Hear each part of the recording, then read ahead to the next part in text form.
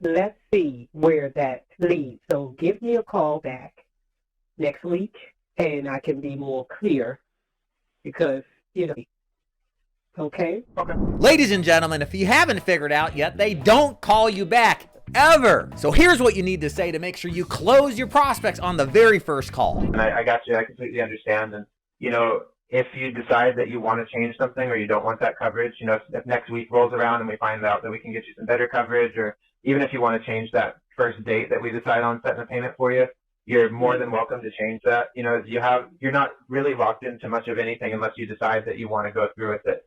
Say we set out the payment for February 5th, just as an example.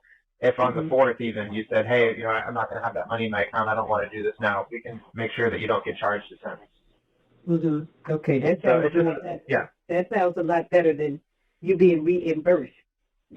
Right. I understand that. Yeah. So that reimbursement, all I was saying with that is that, for instance, if we set that payment again, just for example, say February 5th, and you said, yeah, I want to do that on the 4th. You're like, the payment's made on the 5th, but then say 2 weeks later, even after you've paid and made that first payment, you say, I actually decided I don't want this anymore. You can cancel it then, and then they'll refund you. So that's what I was saying. You essentially have 60 days, because we can set this first payment out up to 30 days, and then we can also have an additional 30 days after that where you can decide you don't want it, and then you'll get refunded for that. But these first 30 days, you don't have to pay anything at all.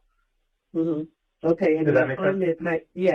So the refunding might take a week, a couple of days, a month. Because, like when you rent a car, you give people your money to that, but we're going to refund you this, and then it's like, oh, yeah, well, yeah, wait 2 weeks. Yeah, no, I understand that. Yeah, I know that can really tie up your money, and it can be really frustrating. And I'm very careful to make sure that my clients don't have to do anything like that, because I know how big of a pain in the butt that can be. So, I'll be in close top contact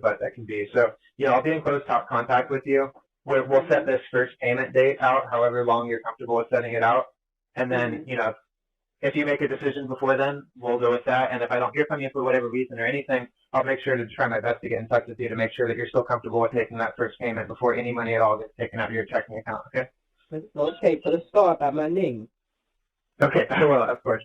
So sometimes when you are dealing with a prospect and they're unclear, they're going to give you pushback. So explaining the process of what to expect when it comes to billing, the timing of the billing, and the ability to not be charged as things happen because maybe there's something in their schedule they're not too sure about, is a way to get the deal closed and to move the ball down the field so you can get the deal done, make your money, and move on to the next client.